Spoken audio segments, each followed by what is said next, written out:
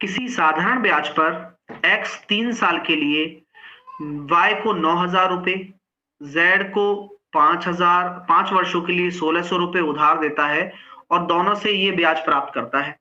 कर लेते हैं। तो रेट आपको निकालनी है, तो मैं कहता हूं रेट जो होगी 2 जीरो काट के लीजिए। तो आप कह सकते हैं 9,000 रुपए पर 3 साल का जो ब्याज मिलेगा R% पर, वो वाला ब्याज, और 1,600 रुपए पर 3 साल के लिए, सॉरी 5 साल के लिए R% पर जो ब्याज मिलेगा, वही टोटल ब्याज मिलाकर 1,050 के बराबर है सर।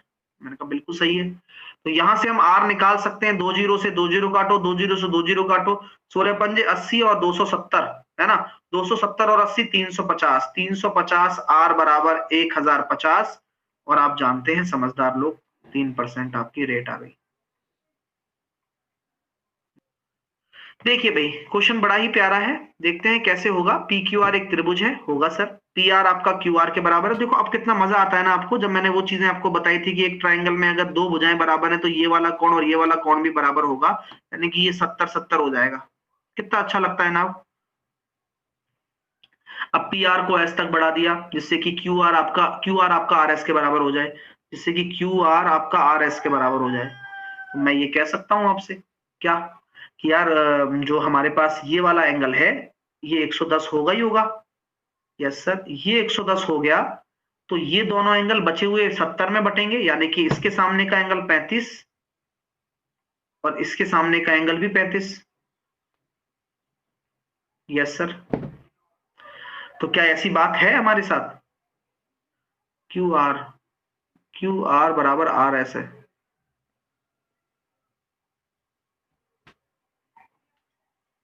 नहीं नहीं, अच्छा क्यू पी आर भी तो दे रखा है। ओहो सॉरी। पी आर बराबर क्यू आर है। ओके, मैंने गड़बड़ किया ना, एक मिनट रुको मैं देख लेता हूं। पी आर बराबर क्यू आर है ना, तो पी आर बराबर अगर क्यू आर है तो इसके सामने का एंगल 40 हो जाएगा फिर। ठीक है, अब तो ठीक है। तो ये वाला एंगल कितना हो जाएगा? 100। अब ठीक है ना, तो इसके सामने का एंगल ये, इसके सामने का एंगल, ठीक है। अब ये 100 हो गया। सो बेसिकली अब मैं इसको पूरा सॉल्व करना चाहता हूँ कि यार ये वाला 80 होगा, ये वाला 80 होगा। यस, ये 80 होगा। तो ये कितना हो जाएगा? जब ये बोला गया है कि क्यू आर हमारा आर एस के बराबर है, तो इसके सामने का 50-50। अब तो हो गया। चलिए, तो इजीली कर सकते हो। तो क्यू एस आर पूछा है आपसे शायद, क्यू एस आर, तो 50 आपका राइट आंसर आ गया। सिंपल।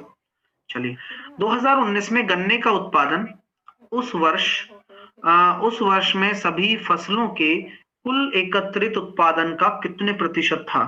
तो 2019 में केवल गन्ने को देखिए आप, 655। अब 2019 में कितना हो रहा है उसमें? दो पूरा 9 और 5 14, 14 और 5 19, 19 और 6, 19 और 6 हो गया अपने पास 25। 2 7 और 5 12, 12 और 4, 12 और 4 अपने पास हो जाएगा कितना? 16, 16 और 4 अपने पास हो जाएगा कितना? 20 और 7 27। कैरी आया 2, 7 और 2 9 और 6 15 और 7 22, 22 और 5 अपने पास 27, 27 और 6 33, 75। अब दिखाता हूं चमत्कार। अब आप मुझे बताइए कि भाई कैसे सॉल्व किया जाएगा ये। सर दिक्कत तो हो रही है, अब क्या करें, समझ में नहीं आ रहा है। मैंने कहा भाई टेंशन नहीं लेने का है। आप अगर इसको 3300 मानते हो तो ये लगभग लगभग 66 ही तो जा रहा है। 33 दूनी 66। अब ये 33 से ज्यादा है तो ये 20 से कम होगा, 20% होगा लगभग। तो आंसर कितना हो जाएगा? 20 से कम वाला answer, option number B. Simple, बस गणित ही तो गणित है। 200 और 400 के मध्य सभी धनात्मक पूर्णांक जो कि 7 के गुणज हैं, उनका योग बताइए सर। आराम से बताऊंगा, इतना मजेदार कॉन्सेप्ट बताऊंगा ना कि आपका दिल खुश हो जाएगा। सर आप क्या कैसे करते हो सर? 200 में पहले 7 का भाग दे दो, 400 में पहले 7 का भाग दे दो, पहले आप मल्टीपल्स निकालो। ठीक है, तो आपने 7 का भाग दिया तो कितना आया? 7 दूनी 14 और बचा कितना अपने सामने? 6 और 7 8 56, 28, 28वां तो आएगा नहीं, 29वां आएगा, क्योंकि 28वां तो 200 से कम ही रह जाएगा। अब चेक कर लो। तो 29वां लेते हैं हम। आप 7 का भाग दोगे, 7 7 चौके 28, 7 पंजे 35, बचे 5 और 7 7 49 57 57 चलेगा, चलेगा क्योंकि उसके अंदर ही आ रहा है। तो नंबर ऑफ टर्म्स कितनी हो गई डियर? जल्दी निकाल के बताओ, सब निकालना सिखाया मैंने आपको। तो नंबर ऑफ टर्म्स का तरीका आपने बताया था sir, last number minus first number plus का 1, तो 29 आपकी टर्म्स हो जाएंगी। यहां तक किसी को भी कोई भी दिक्कत है तो होने दीजिए, मैंने कई बार बता दिया है, ठीक है। चलिए अब हम बात करते हैं आगे। अब हमें योग निकालना है डियर, योग। तो किसी का भी योग अगर निकालते हैं तो योग के दो फॉर्मूले होते हैं, हम वो दूसरा वाला लगाएंगे, n/2 a + l। यहां a आपका फर्स्ट टर्म होगा, फर्स्ट टर्म, और l आपका होगा लास्ट। तो a कैसे निकालोगे आप? 29 × 7।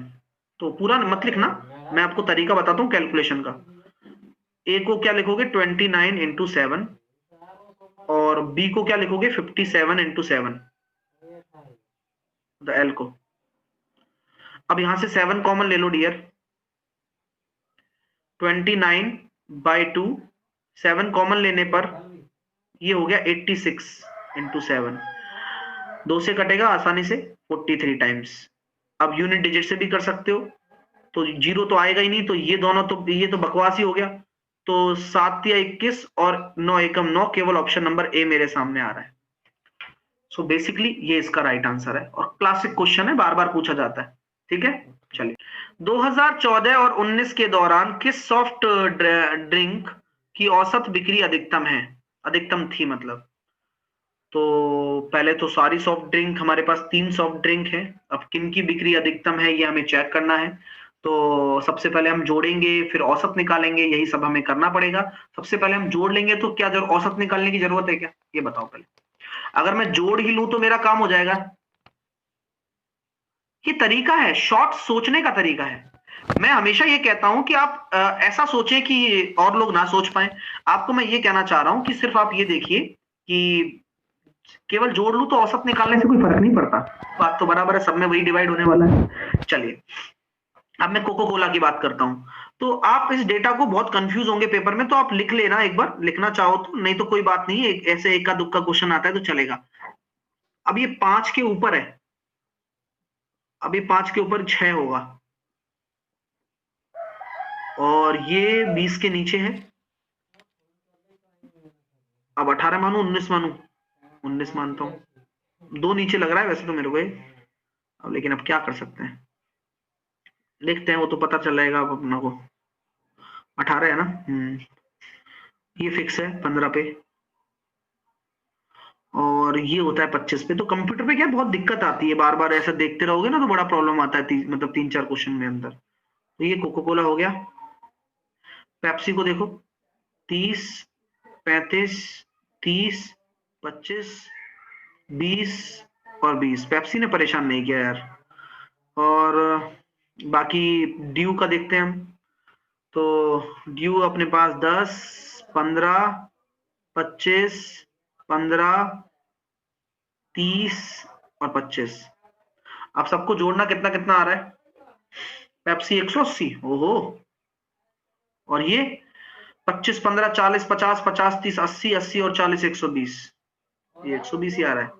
और ये तो बहुत कम ही लग रहा है मेरे को, वैसे शकल से कम लग रहा है ना। अब पेप्सी इसका आंसर हो गया, पेप्सी जीत गया भाई। चलिए